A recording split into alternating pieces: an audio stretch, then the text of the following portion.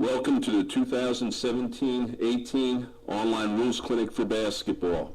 My name is Skip Lax, Associate Commissioner. I've listed contact information, email address, and phone numbers as far as league website and federation website during the course of the season. Should you have any questions or concerns, feel free to contact me. We will now begin with the 2017-18 NFHS Basketball Rules PowerPoint. Your NFHS rule books are now available as e-books. The following are the rule changes for the 17-18 season. Rule 1-13-2, the coaching box shall be outlined outside the side of the court on which the scorers and timers table and team benches are located. The area shall be bounded by a line drawn 28 feet from the end line towards the division line. At this point, a line drawn from the sideline toward the team bench becomes the end of the coaching box going towards the end line. Study associations may alter the length and placement of the 28-foot, which is the maximum of the coaching box.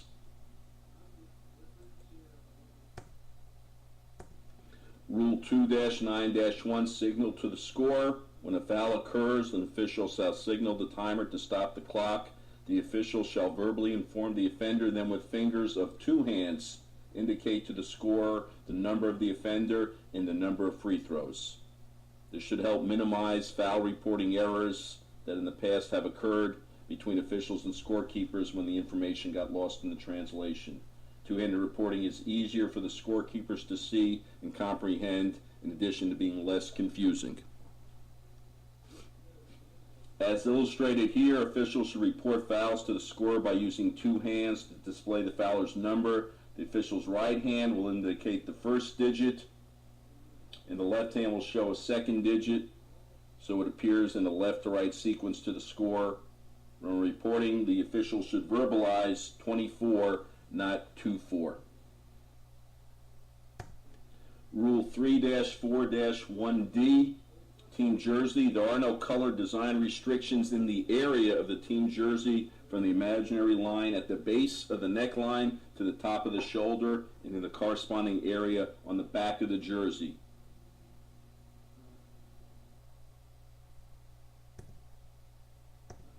Rules 3-4-4, uniforms. Identifying name shall adhere to the following. If used, lettering with the school name, school's nickname, school logo, player's name, and or abbreviation of the official school name shall be placed horizontally on the jersey. The panel in the shoulder area of the jersey on the back may be used by placing an identifying name as well. Doing so will provide guidance to persons purchasing uniforms in determining what wording should go onto the jersey.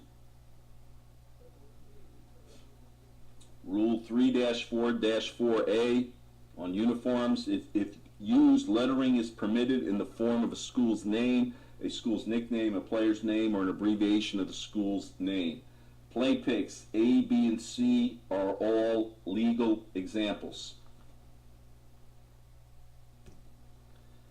In play pick A, the shoulder area is identified and a similar area on the back is a legal area for the allowable identifying name. The initials of a player are shown, which is an illegal example. The names are generally placed above the number or in the upper shoulder area on the back of the jersey. In play pick B, a school logo would be allowed. Rule 4-48, new behavioral warning. Warning for coach or team conduct. A warning to a coach/team for misconduct is an administrative procedure by an official which is recorded in a scorebook by the scorer and reported to the head coach. Under Article 1, for conduct such as that described in Rule 10-5-1A, B, D, E, F, 10-5-2, 10-5-4, the official shall warn the head coach unless the offense is judged to be major, in which case a technical foul shall be assessed. Note, a warning is not required prior to calling a technical foul. Article 2, for the first violation of Rule 10-6-1, the official shall warn the head coach unless the offense is judged to be major, in which case a technical foul shall be assessed. Note, a warning is not required prior to calling a technical foul. The rationale behind this rule change, stopping play and making sure that the bench and coach know that an official warning has been given, sends a clear message to everyone in the gym and impacts the behavior of the coach. In some cases, the behavior of the opposing coach. This change in behavior creates a better atmosphere and many times avoids the need to administer a technical foul. Behavior warning, Rule 10-5. Conduct that may receive a warning includes the following: disrespectfully addressing an official, attempting to influence official's decision, disrespectfully addressing an opponent, objecting to an official's decision, inciting undesirable crowd reactions, entering the court unless allowed by rule or by the permission of an official, standing at the bench unless allowed by rule. Please note, taunting and baiting should never be the substance of a warning. Taunting and baiting should always result in a technical foul. Behavior warnings, Rule 10-6-1. 10-6-1 allows the head coach to stand within the coaching box and coach. Conduct by the head coach that may result in a warning include the following. First, the first time the coach is outside the coaching box, unless such conduct is considered to be a major infraction. There are exceptions. These include going to the table to discuss a correctable error, a timing, or AP mistake. Second, after losing coaching box privileges, the first time the coach is standing within the coaching box coaching may result in a warning. There are exceptions here, which include standing to replace a disqualified or injured player, standing during a timeout, or standing to spontaneously react to an outstanding play or to acknowledge the replaced player. Please note, only one warning will be issued per team. Behavior warnings, Rule 4-48. Egregious conduct does not require that a warning be issued before a technical foul is assessed. Some examples of egregious conduct include questioning the integrity of an official. For example, "You're cheating us," or "Call it the same way at both ends," or repeatedly referencing foul count differentials. A second example is language that is profane, vulgar, or threatening. Profanity will never be tolerated. Prolonged negative responses to officials' decisions, and hostile or aggressive actions, for example, taking off or throwing a jacket, throwing a clipboard, or kicking a chair, etc.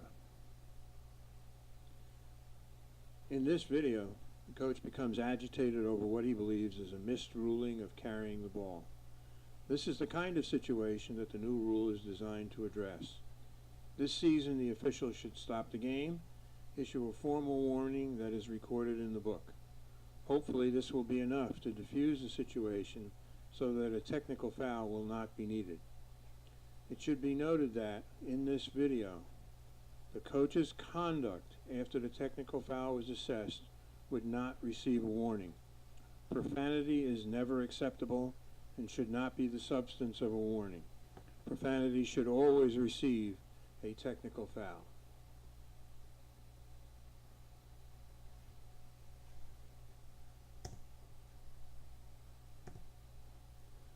The kind of behavior exhibited by this coach should be considered egregious behavior and should not be the subject of a warning.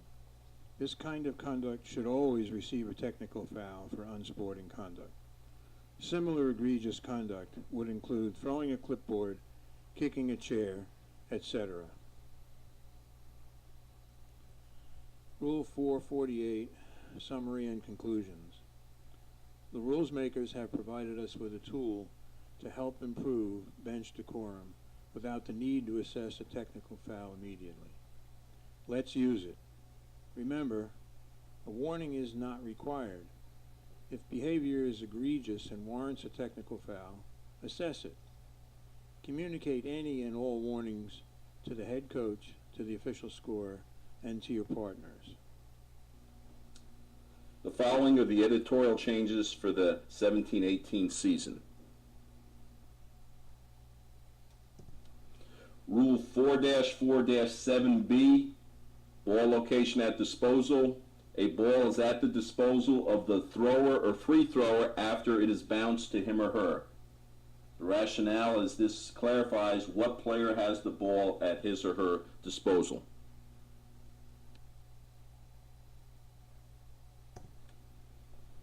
In play pick A, the ball is at the thrower's disposal when the thrower catches the ball from the official's bounce.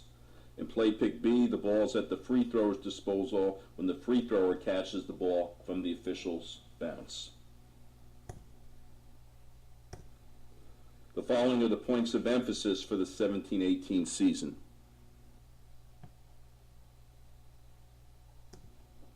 Equipment worn on head for medical or religious reason. Specific procedures have been established for allowing a head covering to be worn for medical or religious reasons. Players required to wear a head covering for medical or religious reasons must provide a physician statement or appropriate documented evidence to the State Association for approval.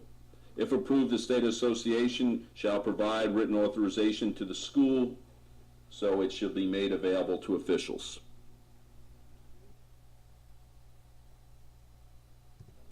In play pick A, the player presents a doctor's note which indicates the player must wear a head covering for a medical reason. The official shall permit a non-dangerous covering or wrap to be worn.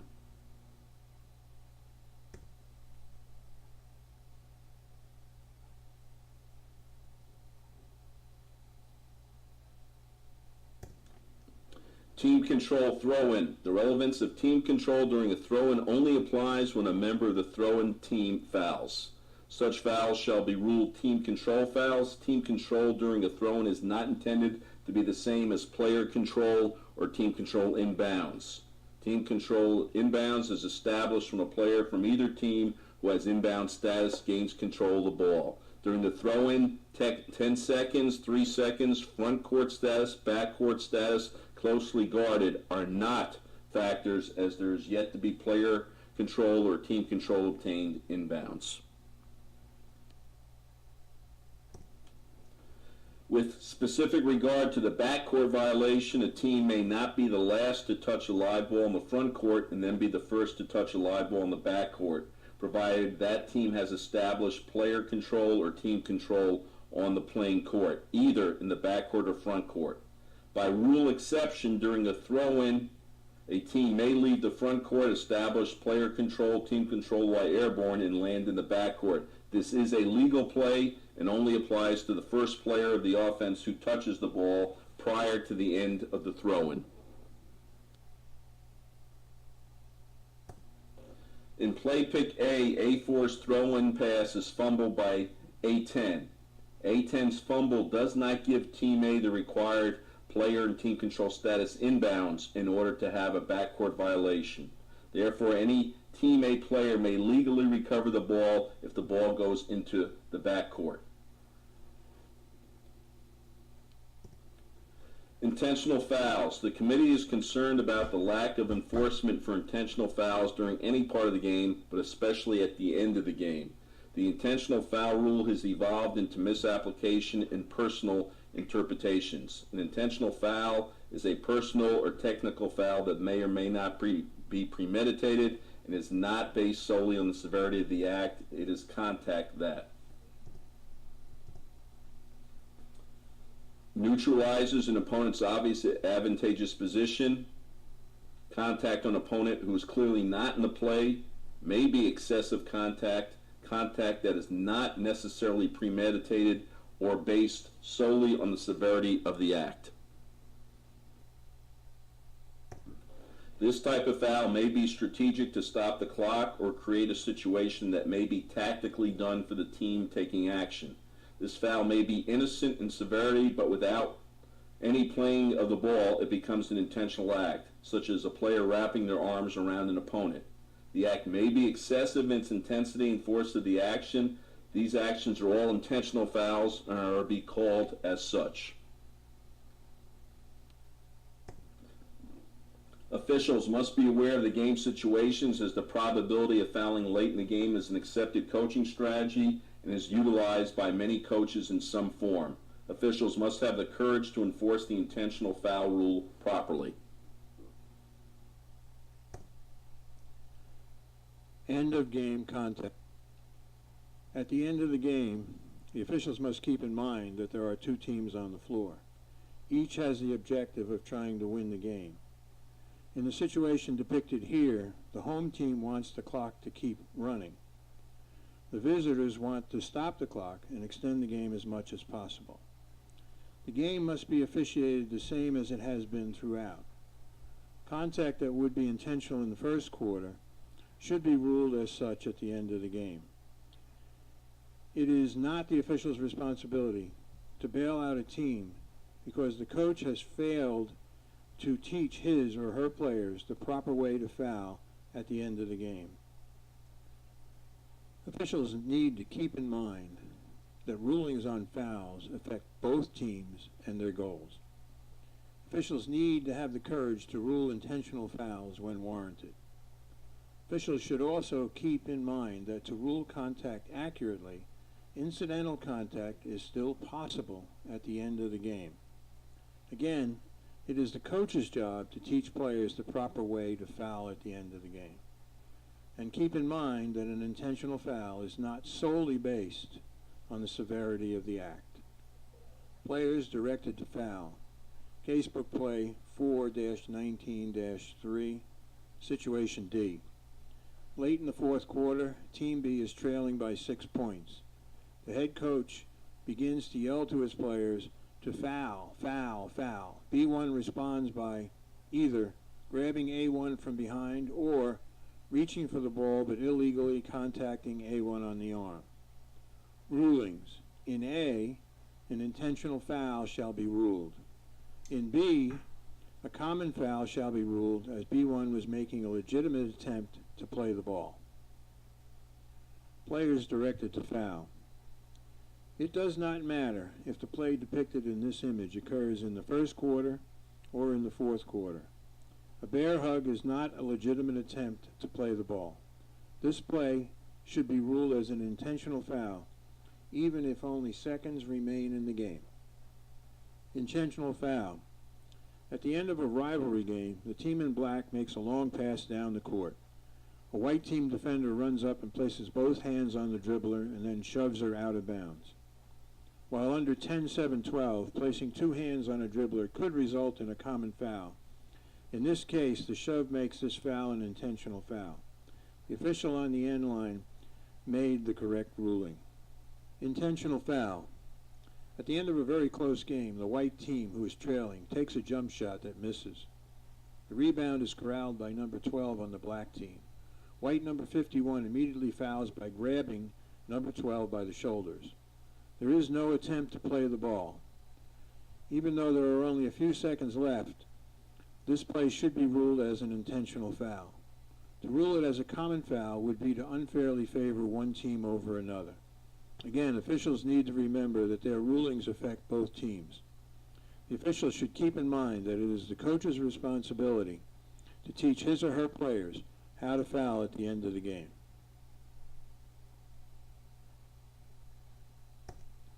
Players directed to foul, making a legitimate attempt at the ball. Fouling at the end of the game is a legitimate coaching strategy. Again, coaches need to teach their players the right way to execute this strategy. In the picture shown here, the white player is making a legitimate attempt to play the ball. So even if the coach is yelling foul, foul, even if it is clear the white team would like to stop the clock, this should be ruled as a common foul. Correct fouling technique. In this game, the white team is trailing by 1. They need to give several fouls to put the red team on the line for free throws. The white defender comes up, bumps the dribbler, and reaches around, slapping at the ball, while making illegal contact with the dribbler's arm. This is a legitimate attempt to play the ball. So even if the coach is yelling foul, foul, this should be ruled as a common foul.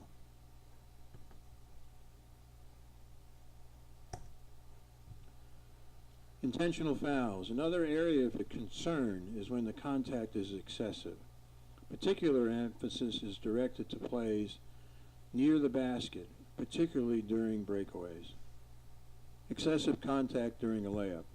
In this video clip, the white dribbler is chased by a blue defender. The initial contact by the blue defender could have been ruled as a foul in the act of shooting. There appeared to be a legitimate attempt to defend the shot, and the contact at that point was significant but probably not excessive. However, the blue defender then followed through and yanked the shooter to the floor. This made the contact excessive and turned it into an intentional foul. This clip represents a good example of teamwork on the part of the officiating crew to get the play right. The lead official rules a foul, but does not have the angle that the center official has. The center official realizes that this should be an intentional foul and brings his knowledge to his partner. The result is an accurate ruling of an intentional foul.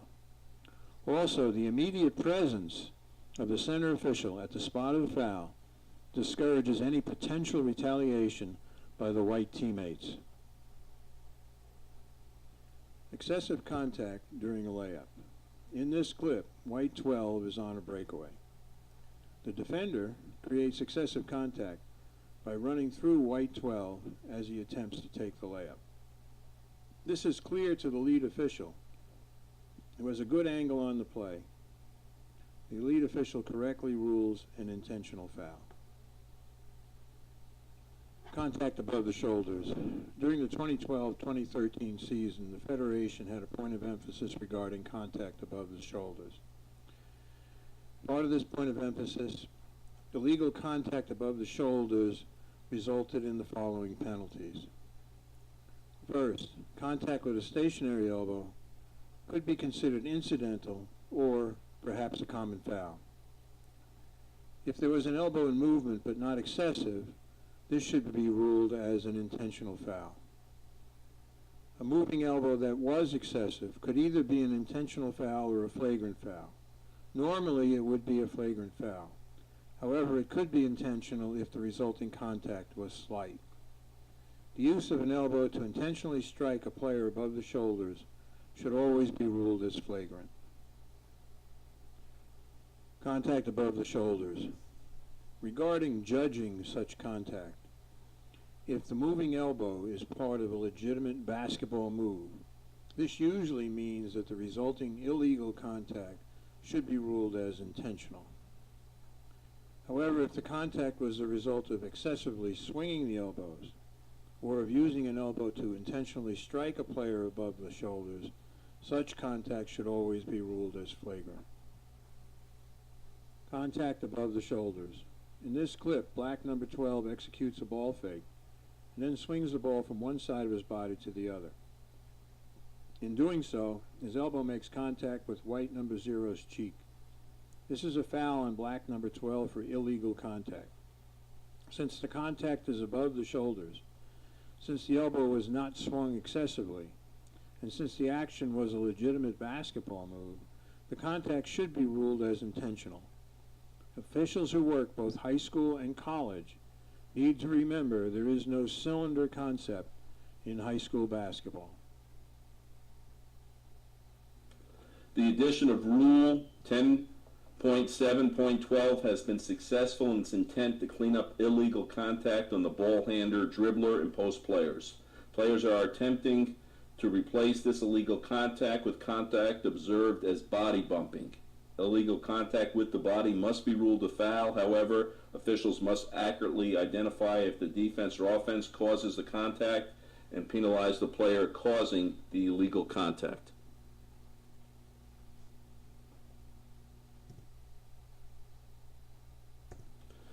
Once a defensive player obtains legal guarding position by facing an opponent with both feet of the floor inbounds, he or she may move to maintain that position in any direction except toward the offensive player being guarded when contact occurs. The defense is not required to keep both feet on the playing court and may jump vertically or laterally to maintain the legal position. If contact occurs prior to the offensive player getting heads and shoulders past the defender, the responsibility is on the offensive player. Hedge plays, illegal contact by the defense. In each of these plays, the defender jumps out and is moving towards the dribbler at the moment of contact. This puts the responsibility for the contact on the defender. The officials correctly rule a blocking foul in each case. Hedge plays, legal defense. In each of these three plays, the defender obtains a legal guarding position and is not moving towards the dribbler when contact occurs. The responsibility for the contact rests with the dribbler. The contact did not prevent the defender from participating in normal defensive movements and did not place the defender at a disadvantage. The officials correctly rule such contact to be incidental. Verticality. In each of these four plays, the defender obtains an initial legal guarding position. The defender then rises vertically from the floor to attempt to defend the shot. As such, the defender's position is legal. Each shooter makes some contact with the airborne defender. The contact is the responsibility of the shooter. The contact is slight and does not affect the defender's ability to play defense. As such, it is properly ruled as incidental contact. So, how do we get these plays right? Well, first, we need to be in the right position. And we need to adjust our position as necessary to maintain a good open angle. In other words, we need to go where we need to go. Next, we need to know whether or not the defender obtained a legal guarding position. If the defender obtained such legal guarding position, we need to know if the defender's movements were legal after this in an attempt to maintain that position. Legal movements include laterally, obliquely, retreating, and vertically. We also need to know if this was a 10-7-12 play, the old hand-checking rule. Was the contact incidental? We need to be patient and see the entire play. The following is information about the NFHS Learning Center.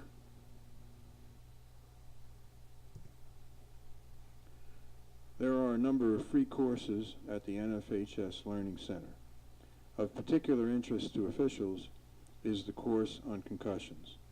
This course provides an official with the information needed to identify the possible symptoms of a concussion.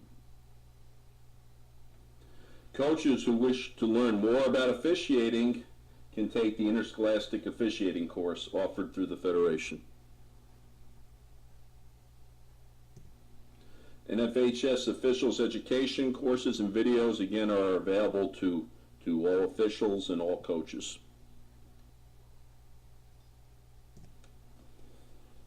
The NFHS Officials Association Central Hub contains sports information as well as rules library, including searchable rule book and case book and video content that may be a benefit to all coaches.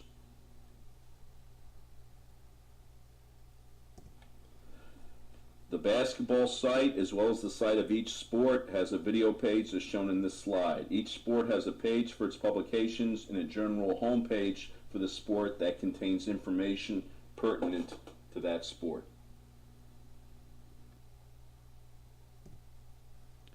Officials, this completes the online rules clinic in basketball. Please remember to notify your district director of your completion.